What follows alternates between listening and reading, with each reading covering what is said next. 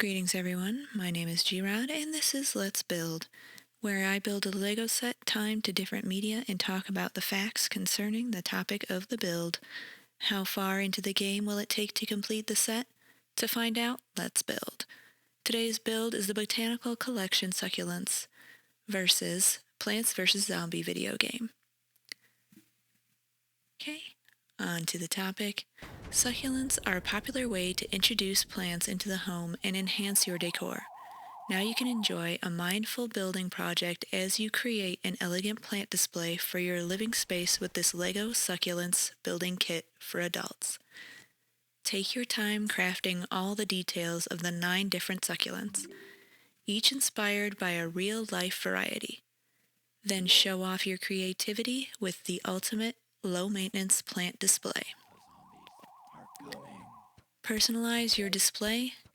Each succulent comes in its own small container. Combine them to create one arrangement, display in small groups, or show them off individually throughout your home, office, or dorm room. This set also makes a great gift idea for plant lovers. And with 3 separate instruction booklets, it's the perfect project to enjoy with friends and family. Building creativity piece by piece. Discover the space to be mindful and the time to relax with the buildable models designed specifically for adults from the Lego Botanical Collection. Make your own succulent display. Enjoy a rewarding project build. Creating succulent plant display to enhance your home or office decor with Lego Succulents building kit. That was very wordy. Build 9 different plants.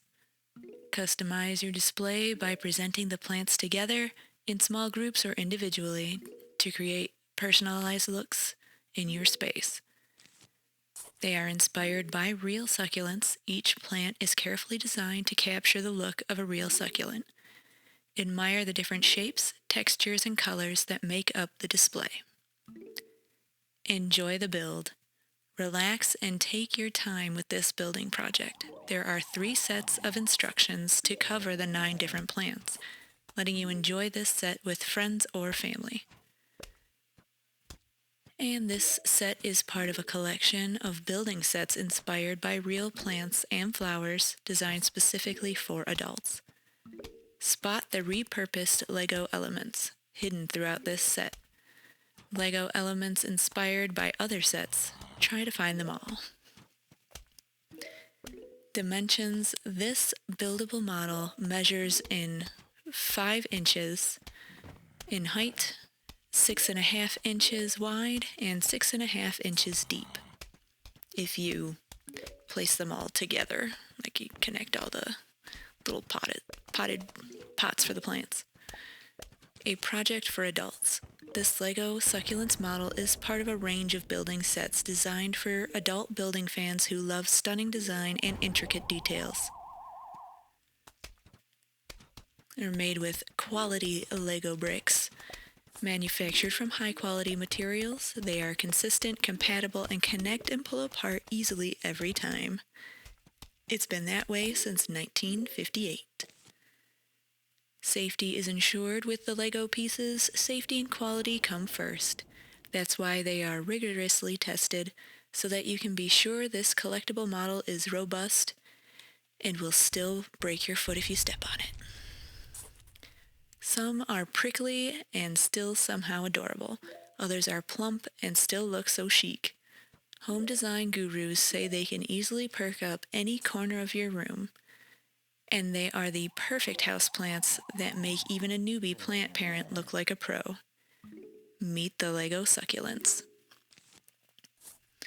Unlike other plants in the Lego Botanical series, each Lego Succulent can be built in its own individual little pot, which can then be connected to make a beautiful grouping of succulents or showcased separately.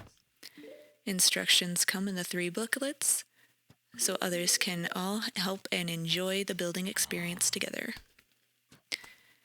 So I did have to find what each succulent is representing, what each of the Lego pieces is representing. So I'm going to go in order.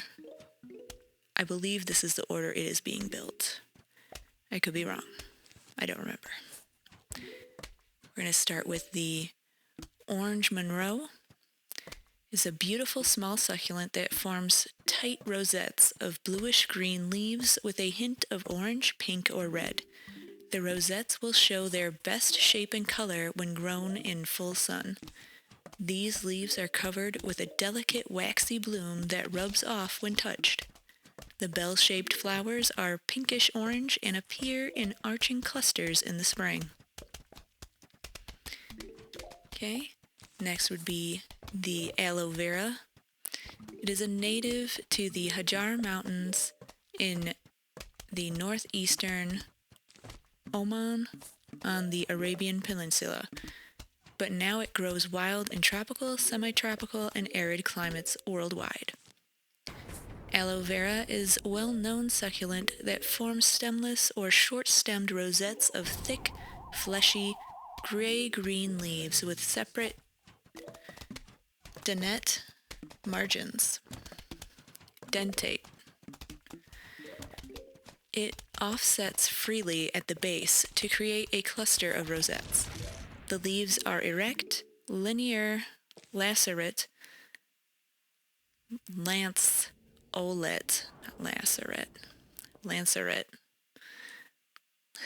and can grow up to 2 feet long and 2.8 inches wide for each of the stalks. The flowers are pendulous with yellow tubular corolla and usually appear densely packed in sparsely branched stalks that can reach up to 3 feet in height, usually in winter and spring. The hens and chicks, the Mexican snowball, is the alternate name. It's native to the semi-desert regions of Mexico. It is a popular succulent that forms compact rosettes of pale bluish-green, spoon-shaped leaves. It is a variable species with several forms that have only minor differences in the size and shape of leaves and the colors of the flowers. The leaves are thick and fleshy and can grow up to 2.6 inches and a little over a half-inch broad. If grown in bright sunlight, they can take on a lovely pink blush. The plant offsets freely and forms a dense carpet of rosettes over time. The rosettes send up slender pinkish stalks that can grow up to 1 foot tall, bearing pinkish red flowers tipped with yellow from late winter to midsummer. Next is the lavender afterglow. The proper name, Echeveria. That's probably not how you really say it, but that's why I'm not pronouncing it all the way. I'm just going to say the common names of these plants, which is the afterglow. Is a hybrid created by Don Worth, an avid succulent grower and professional photographer in the San Francisco Bay Area in Northern California, United States. It results from a cross between the Echeveria Conte and the Echeveria Chavinia,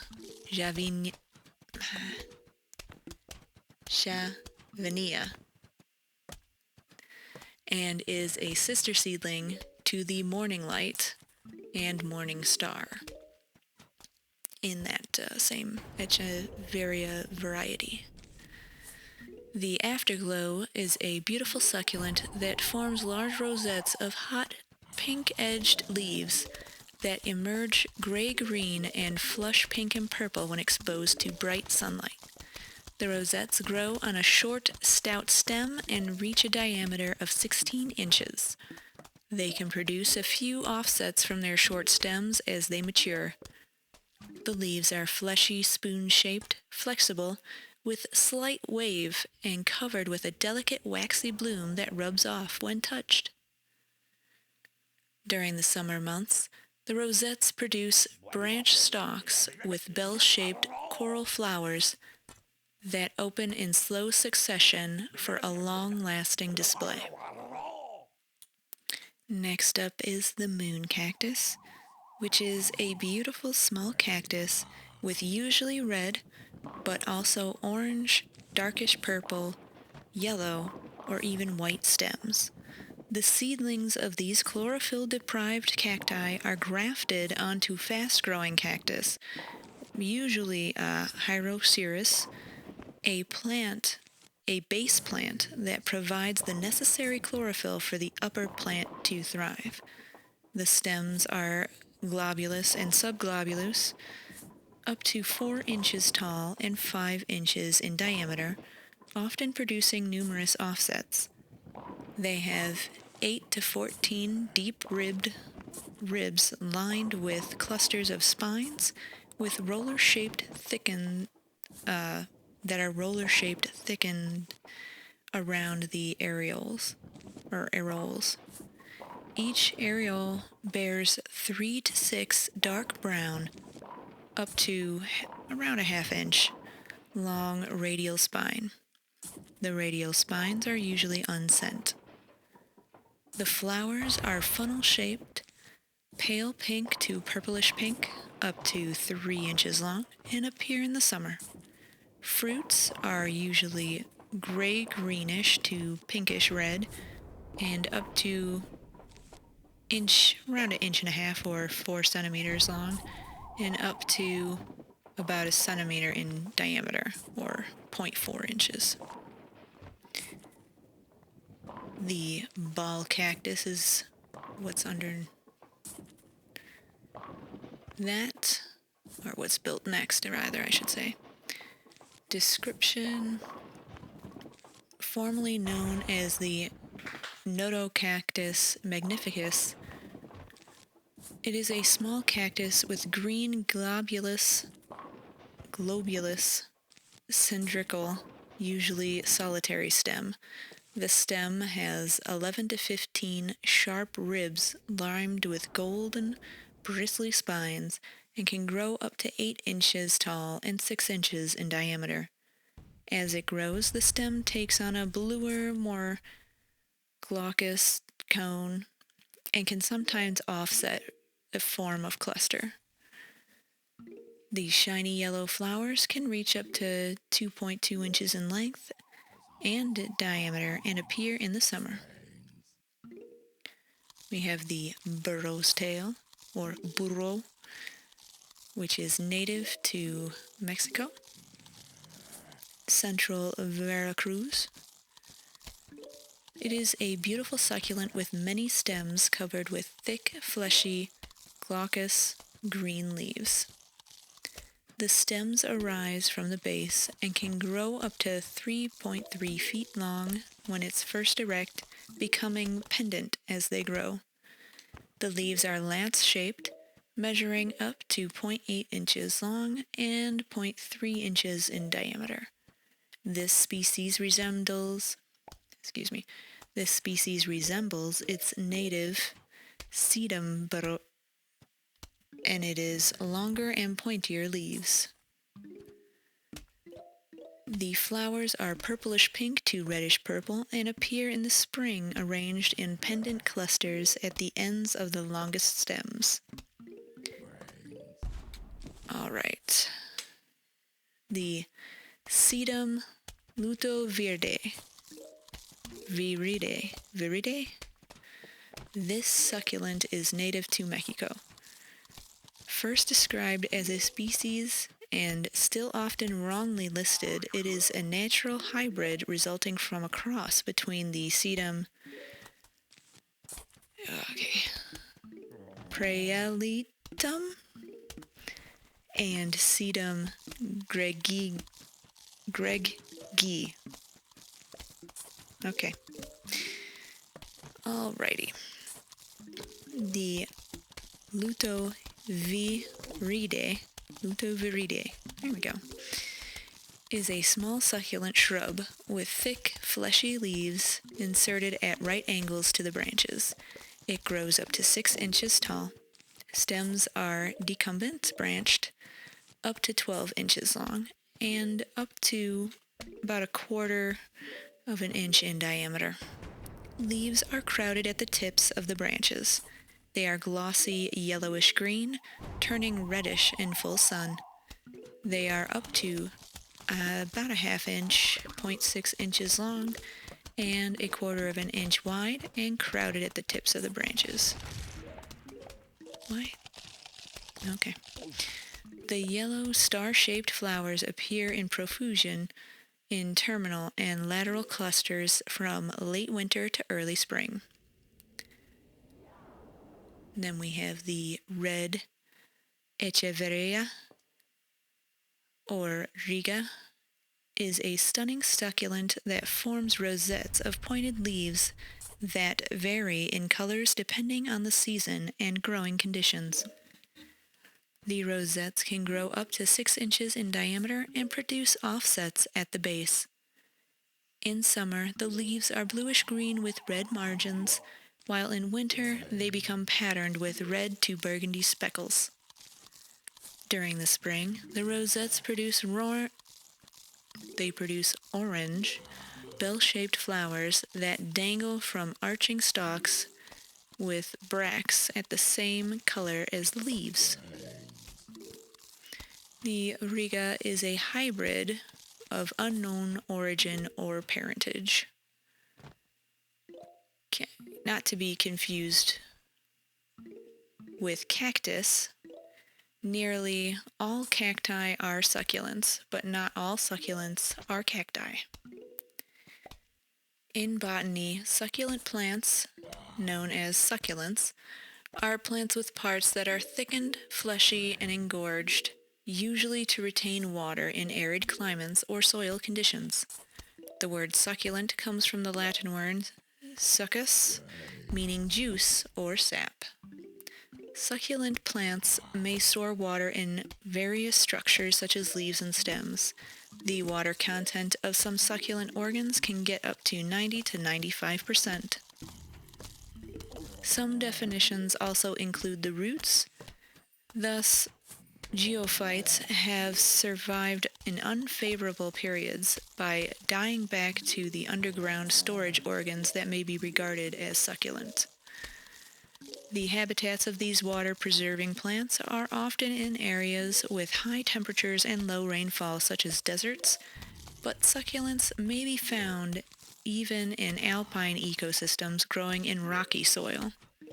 Succulents are characterized by their ability to thrive on limited water resources, such as mist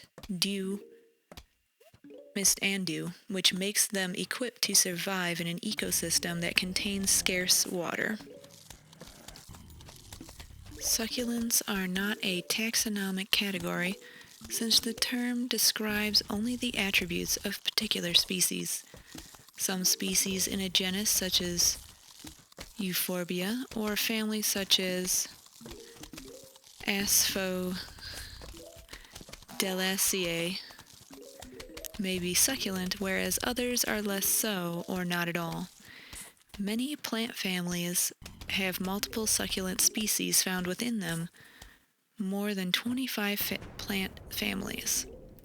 In some families, most species are succulents. In horticultural use, the term is sometimes used in a way that excludes plants that botanists would regard as succulents, such as cacti. Succulents are often grown as ornamental plants because of their striking and unusual appearance, as well as their ability to thrive with relatively minimal care. By definition, succulent plants are drought-resistant plants in which the leaves, stem, or roots have become more than usually fleshy by the development of water-storing tissue. Other sources exclude roots as the definition of a plant with thick, fleshy, and swollen stems and/or leaves adapted to dry environments. The difference affects the relationship between succulents and geophyte plants that survive unfavorable seasons as a resting bud on an underground organ. The underground organs, such as bulbs, corms and tubers are often fleshy with water-storing tissues. Thus, if roots are included in the definition, many geophytes would be classed as succulents. Plants adapted to living in dry environments, such as succulents, are termed xerophytes. Not all xerophytes are succulents, since there are other ways of adapting to shortages of water. For example, by developing small leaves which may roll up, or having leathery rather than succulent leaves. Nor are all succulents xerophytes, as plants such as the Crassula helmsii are both succulent and aquatic. Succulents allow themselves to go a long ways without any or as low water as necessary. Some who grow succulents as a hobby may use the term in a different way from botanists. In horticultural use, the term succulent regularly excludes cacti. For example, the Jacobson's 3-volume Handbook of Succulent Plants does not exclude cacti. Many books covering the cultivation of these plants include cacti, cactus, and succulents as part of the title, or as the title itself. In botanical terminology, cacti are succulents, but not the reverse, as many succulent plants are not cacti. Cacti form a monolithic group and, apart from one species, are native only to the New World, the Americas. But through parallel evolution, similar-looking plants in completely different families, like the Apocynaceae. I'm not saying that right at all, I know it. Evolved in the Old World.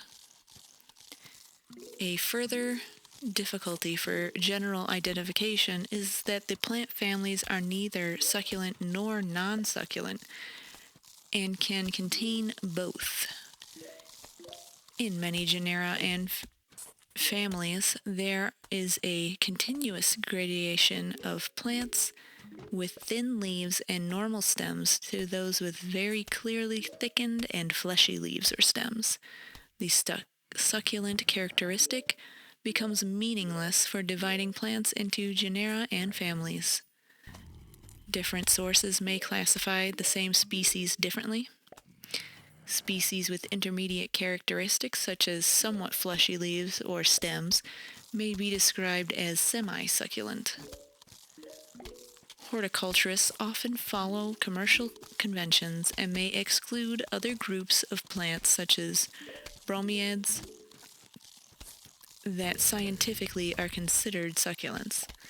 A practical horticultural definition has become a succulent plant is any desert plant that a succulent plant collector wishes to grow, without any consideration of scientific classifications.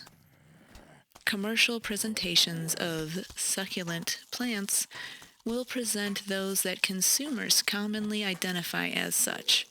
Plants offered commercially then as succulents, such as the hen and chicks, will less often be included as geophytes, in which the swollen storage organ is wholly underground, but will include plants with a caudex, that is, a swollen above-ground organ at the soil level formed from a stem, root, or both. The storage of water often gives the succulent plants a more swollen or fleshy appearance than other plants, a characteristic known as succulence. In addition to succulents, succulent plants variously have other water-saving features. These may include crassulacean acid metabolism, or CAM, to minimize water loss, absent, reduce, or cylindrical to spherical leaves, a reduction of number of stomata, stems as a main site of photosynthesis rather than the leaves, compact, reduced, cushion-like, columnar or spherical growth form, ribs enabling rapid increases in plant volume and decreasing surface area exposed to the sun, waxy, hairy, or spiny outer surface to create a humid microhabitat around the plant, which reduces air movement near the surface of the plant and thereby reduces water loss and may create shade. Roots very near the surface of the soil so that they are able to take up moisture from very small showers or even from heavy dew. Ability to remain plump and full of water even with high internal temperatures. Very impervious outer cuticle or skin. Fast wound sealing and healing.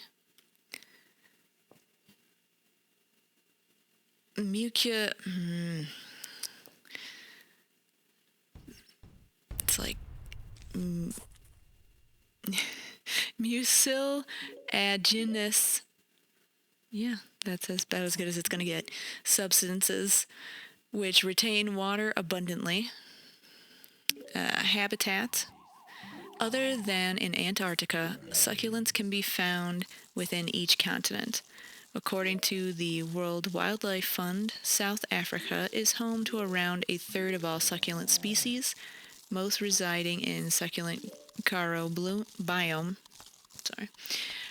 While it is often thought that most succulents come from dry areas such as steppes, semi-desert, and desert areas, the world's driest areas do not make up for proper succulent habitats, mainly due to the difficulty such low-growing plants or seedlings would have to thrive in these environments where they could be easily covered by sand. Australia, the world's driest inhabited continent, hosts very few native succulents due to the frequency and prolonged droughts. Even Africa, the continent with the most native succulents, does not host many of the plants in its most dry regions. While succulents are unable to grow in these harshest of conditions, they are able to grow in conditions that are uninhabitable by other plants. In fact, many succulents are able to thrive in dry conditions, and some are able to last up to 2 years without water, depending on their surroundings and adaptations. Occasionally, succulents may occur as epiphytes, growing on other plants with limited or no contact to the ground, and being dependent on their ability to store water and gaining nutrients by other means. It is seen as tillandsia. Succulents also occur as inhabitants of sea coasts and dry lakes, which are exposed to high levels of dissolved minerals that are deadly to many other plant species. California is home to close to 100 succulent species that are native to the state. Many of them live in coastal environments. Potted succulents are able to grow in most indoor environments with minimal care. The cultivation of succulents. They are favored as houseplants for their attractiveness and ease of care. They have been cultivated as houseplants since at least the 17th century. If properly potted, succulents require little maintenance to survive indoors. Succulents are very adaptable houseplants and will thrive in a range of indoor conditions. For most plant owners, overwatering and associated infections are the main cause of death in succulents. They can be propagated by different means. The most common is vegetative propagation. This includes cuttings where several inches of stem with leaves are cut and, after healing, produce callus. After a week or so, roots may grow. A second method is division, consisting of uprooting an overgrown clump and pulling the stems and roots apart. A third is propagation by leaf, by allowing the formation of a callus. During this method, a bottom leaf is fully removed from the plant, often by twisting or cutting. The leaf then dries out, and a callus forms, preventing the leaf from absorbing too much moisture and rotting.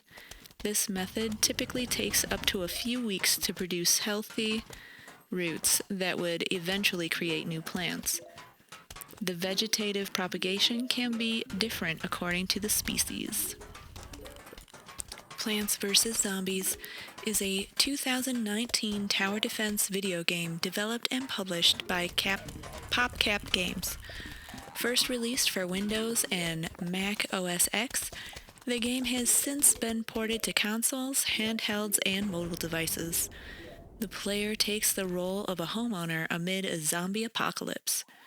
As a horde of zombies approaches along several parallel lanes, the player must defend their home by placing plants, which fire projectiles at the zombies or otherwise detrimentally affect them. The player collects a currency called Sun to buy plants.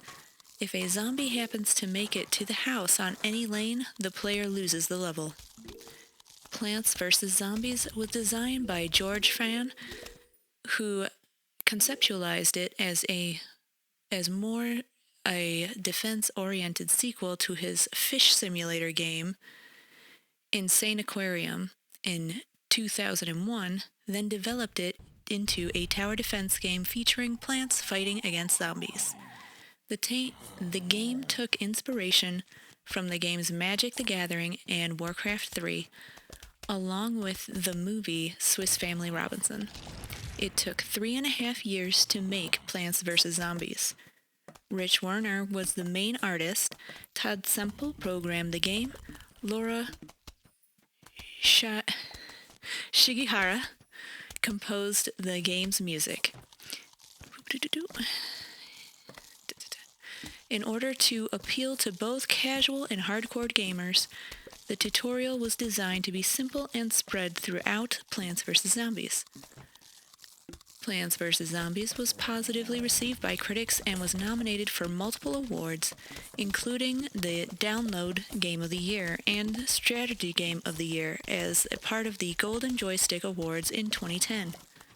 Reviewers praised the game's humorous art style, simplistic but engaging gameplay, and soundtrack.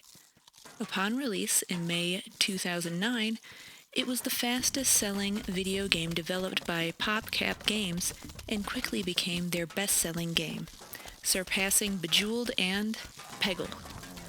By 2010, it had sold over 1 million copies worldwide and has since been considered one of the greatest video games of all times. In 2011, PopCap was bought by Electronic Arts, EA. The company laid off Fan and 49 other employees, marking a change of focus to mobile and social gaming. After the buyout, Plants vs. Zombies was followed by a multimedia franchise including 2 sequels, 3 third-person shooters, 2 comic book series, and several spin-off games, most of which have been received positive reviews. Gameplay: Plants vs. Zombies is a tower defense video game in which the player defends their suburban home from zombies. The lawn is divided into a grid with the player's house to the left. The player places different types of plants on individual squares of the grid. Each plant has a different style of defense, including shooting, exploding, and blocking. Different types of zombies have their own special behaviors and their own weaknesses to different plants. For example, Balloon Zombie can float over the player's plant, but its balloon can be popped by a cactus.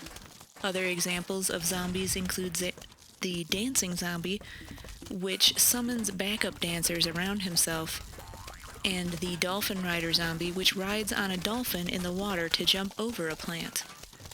The player can pick a limited number of types of plants through seed packets at the beginning of each level, and must pay to place them along using the currency called Sun. The excuse me. The player collects Sun by either clicking on Sun icons that randomly appear over the lawn, or by using certain plants that generate sun, like sunflowers and sun shrooms. Each type of plant recharges between each placement at various speeds. A shovel can be used to dig up and remove plants. Positioned at the left end of each lane is a single-use lawnmower, pool cleaner, a roof cleaner. If a zombie reaches to this end, it will activate and kill all the zombies in that lane. If a zombie reaches the end of that lane without any last line of defense, the player has to restart the level, or streak for the Vasebreaker Endless version. In Adventure Mode, there are 5 stages in Adventure Mode, each comprising 10 levels. At the end of nearly every level, the player collects a new type of plant to use in subsequent levels. On the first level of Stage 2, Level 2-1, zombies begin to occasionally drop in-game money when killed. After Level 3-4, the player can spend the money at an in-game store called Crazy Dave's Twinkie Dinks. Yeah, that's how you say that. Crazy Dave offers boosts that the player uses to upgrade Crazy Dave offers boosts that the player uses to upgrade already placed plants and gardening tools for the player's Zen garden, which is unlocked after level 5-4, and allows the player to water and maintain a group of plants, which are obtained as loot from killing zombies or purchasing them through his store. In return, the plants generate money for the player. Every stage's 5th level has a mini-game challenge, often utilizing a conveyor belt that gives various plants to the player. On every stage's 10th level, the player receives plants from a conveyor belt. Stage 1, 3, and the first 9 levels of Stage 5 occur in daylight, while Stages 2, 4, and the battle with Dr. Edgar George Zomboss take place at night. During the nighttime stages, the player uses the lower-cost fungi plants due to the lack of natural sunlight generation at night. Stages 3 and 4 take place in the house's backyard, which has 6 lanes, unlike the usual 5 lanes, and features a pool taking up the 2 middle lanes. On the pool, plants are placed on top of lily pads, which, unlike most plants, can be placed directly on the pool lanes. Stage 4 has fog that obscures most of the lawn. Stage 5 takes place on the house's roof. This setting has the player use catapult plants instead of the standard shooting plants to account for the roof's upward slope. Adventure Mode's last level pits the player against Dr. Zomboss, an evil scientist, and the zombies animator. He crushes the player's plants by having his Zombot crush the plants or throw vans at them, and can place fire and ice balls that roll across the lane. The player subdues these balls with jalapenos and ice shrooms. After completing Adventure Mode, the player can play it again, this time with the plants unlocked during the previous playthrough, and with the 3 randomly selected plants to begin at each level. Other game modes. There are 3 additional modes: minigame, puzzle, and survival. Become available once Adventure Mode is completed. In Minigames mode, the player selects from a collection of 20 minigames. These levels pose the player with unique challenges, each using some gimmick, often variants of a conveyor belt that give the player certain plants.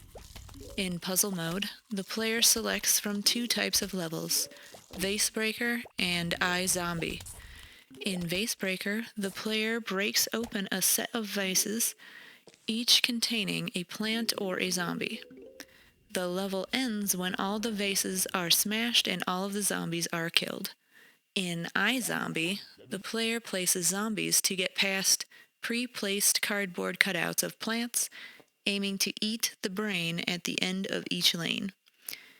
If there are no zombies present in the lawn and not all 5 brains were eaten while having less than 50 sun, or in the case of an endless version starting the next streak with sun count below 50, the player has to restart the puzzle, or infinite levels, or streak in the endless version.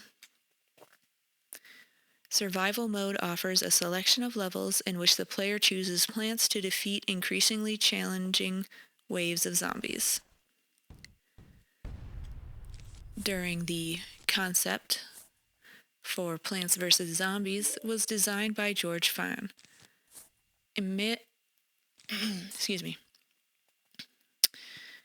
Imagining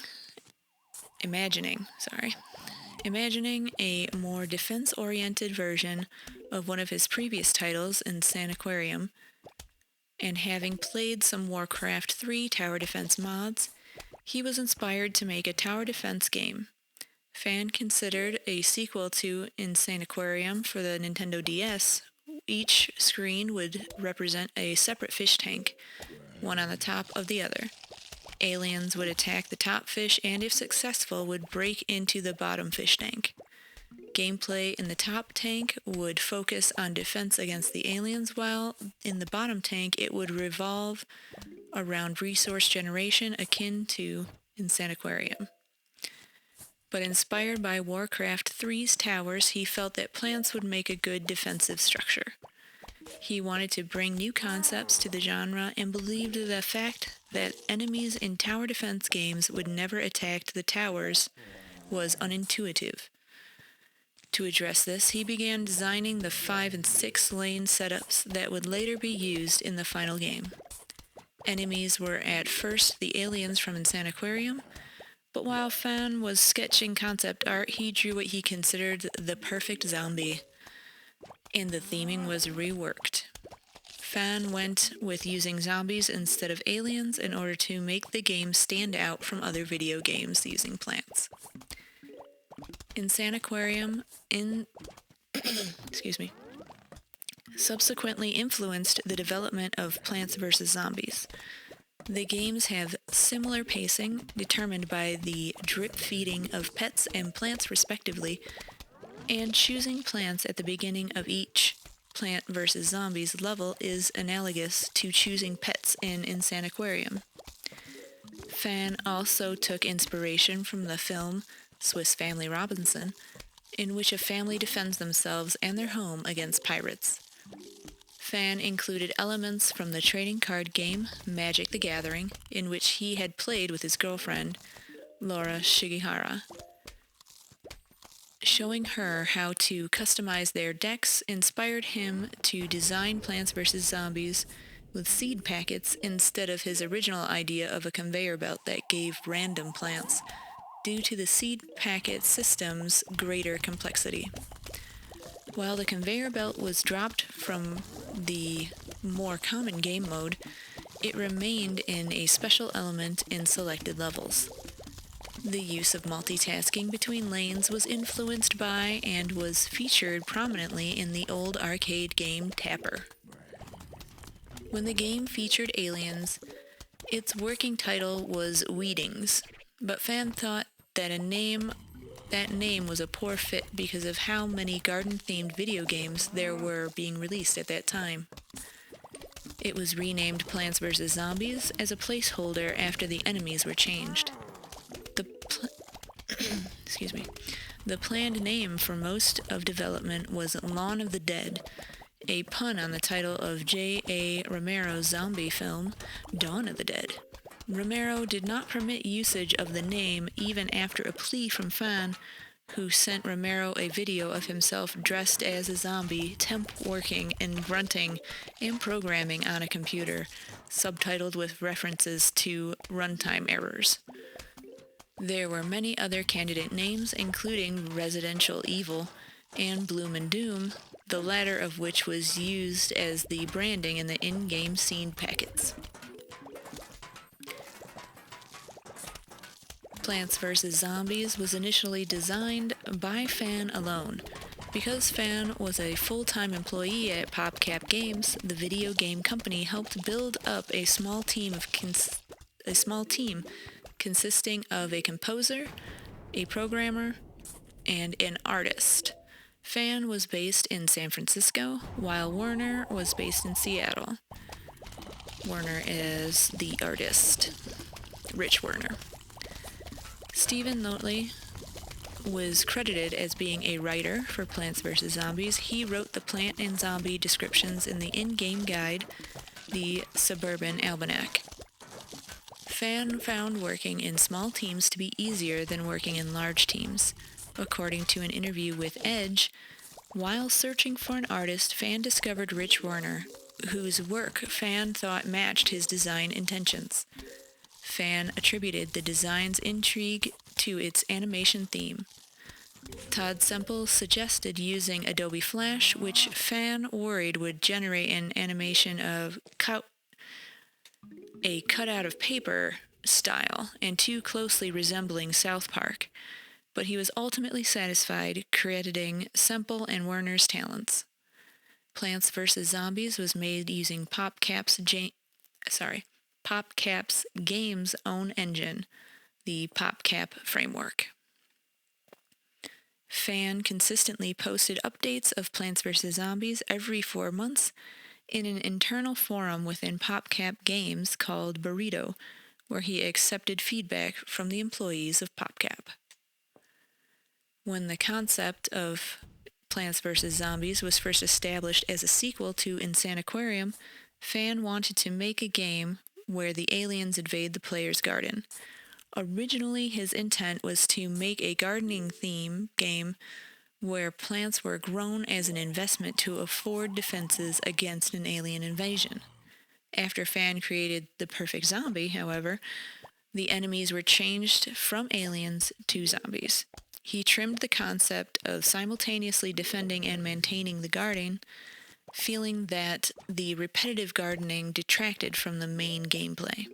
Simplifying the gardening system, Fan restructured the game's main aspects to fit better into a tower defense genre, and later added further elements inspired by other games.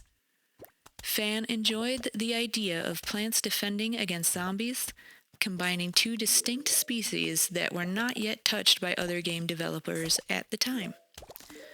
Plants playing as the role of towers made sense to him, acting as stationary defense against the recurring waves of zombies. Zombies were designed to move in the current linear 5 and 6 lane system in the final game, allowing the enemy zombies to interact with the defensive plants, a refinement in the game that Fan felt worked as a unique gameplay mechanic to make Plants vs. Zombies stand out in the tower defense genre amongst other tower defense games popular at the time. Plants vs. Zombies took 3.5 years to make. Much of the first year of development focused on adventure mode. Semple afterward suggested brainstorming concepts for minigame mode.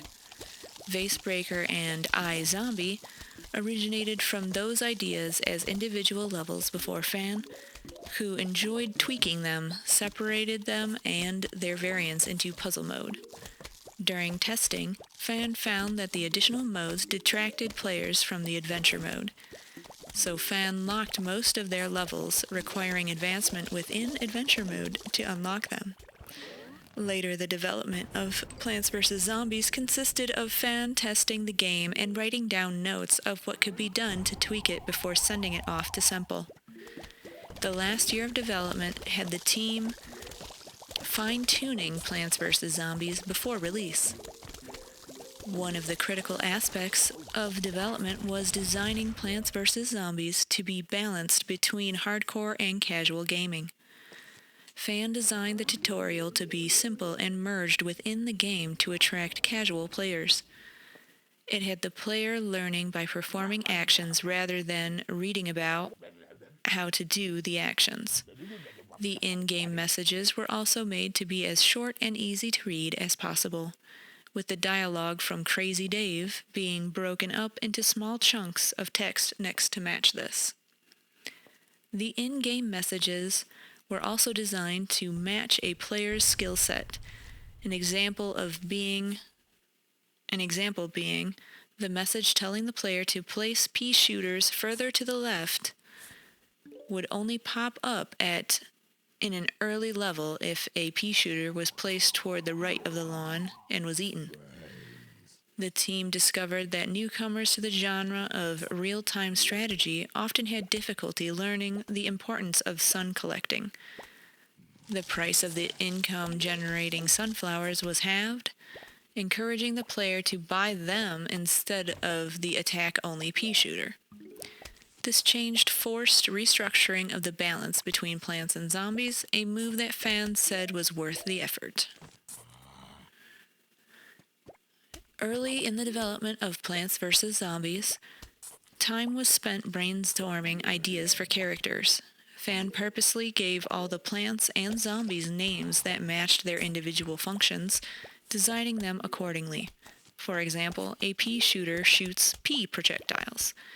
Fan also made the plants stationary and all the zombies slowly move across the lane so the casual player would understand that the towers, the rooted plants, could not move and that the attackers, the mindless zombies, could slowly move.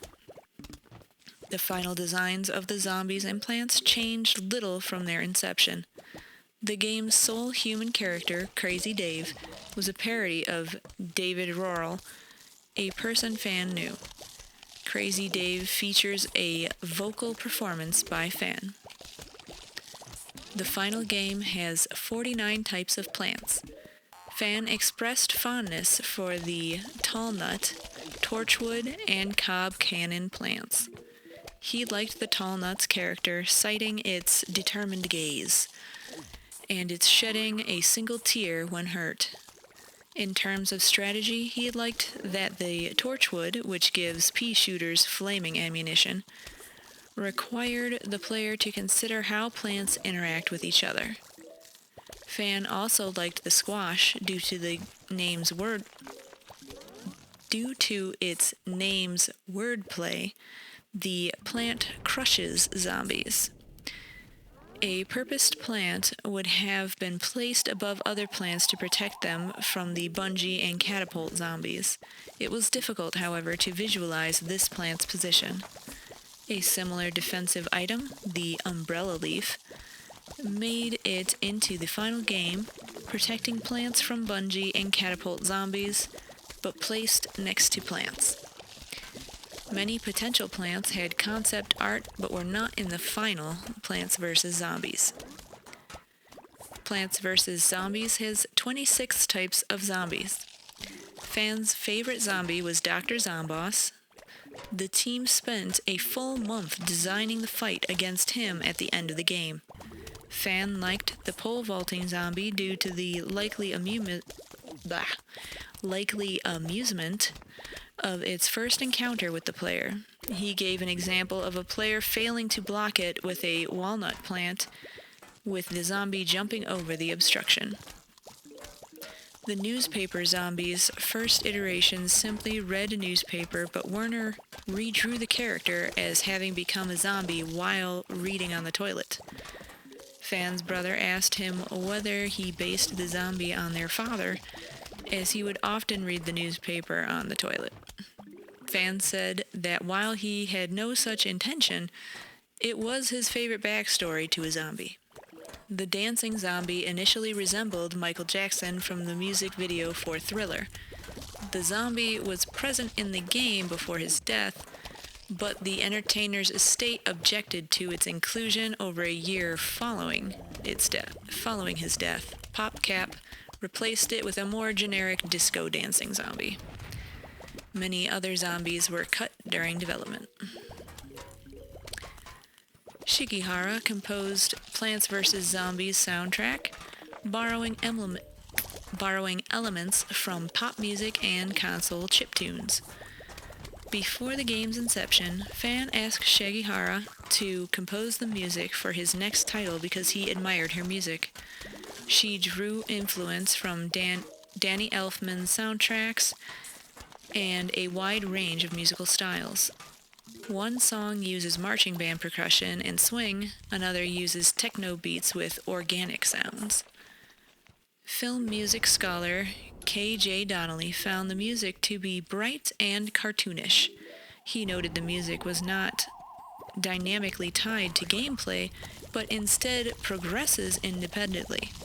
He noted the soundtrack's design in a progressive style and almost in parallel to the unfolding of the gameplay.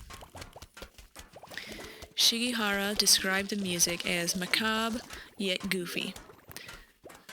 Examining the night stages, she explained that she used a combination of big band swing beats with several haunting and serious melodies. The songs Loon Boon and Brainiac Maniac were written toward the end of production. Shigehara said that these were reactionary songs that she wrote to fit the game's feel after playing it through twice. She composed and performed the music video shown during the game's credits, titled Zombies on Your Lawn.